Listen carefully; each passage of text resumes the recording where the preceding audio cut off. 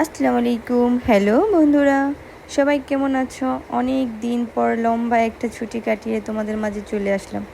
আসলে এই লম্বা ছুটিটার মাঝখানে বিশাল একটা বড় গল্প রয়েছে, হয়তো তোমাদের বলে শেষ করতে পারবো না। যাই হোক, সব কিছুর পরে যে তোমাদের মাঝে ফিরে আসতে পেরেছি তার জন্য আলহামদুলিল্লাহ। কখনো ভাবিনি আবারও তোমাদের সাথে তোমাদের মাঝে এইভাবে ফিরে আসতে পারবো। যেই ফোনটা দিয়ে আমি ভিডিও করি, তোমাদের সাথে ভিডিওগুলো শেয়ার করি, সেই ফোনটাই আমার কাছ থেকে হারিয়ে গিয়েছিল। লম্বা একটা জার্নির পরে প্রায় 2.5 মাস পরে সেটা আবার আমি খুঁজে পেয়েছি। আর একটা সময় হয়তো আমি ফোনটার আশা ছেড়েই দিয়েছিলাম, শুধুমাত্র আমার হাজব্যান্ডের সাপোর্টে।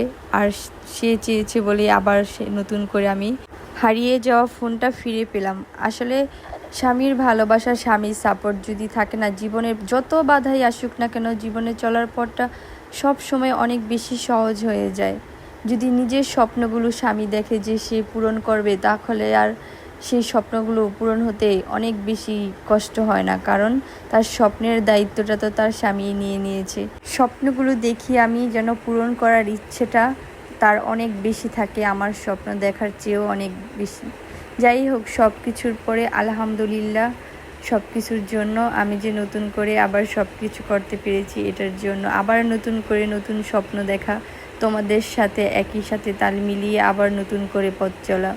জানি না কতটা পারবো, তবে আমি আমার মতো করে চেষ্টা করব। আল্লাহর রহমত যদি থাকে আর তোমাদের সবার সাপোর্ট, ভালোবাসা যদি থাকে, তাহলে অবশ্যই নিজের লক্ষ্যে পৌঁছাতে পারবো। সবাই আমার জন্য অনেক বেশি দোয়া করো, আমাকে প্লিজ তোমরা সবাই আবার সাপোর্ট করো।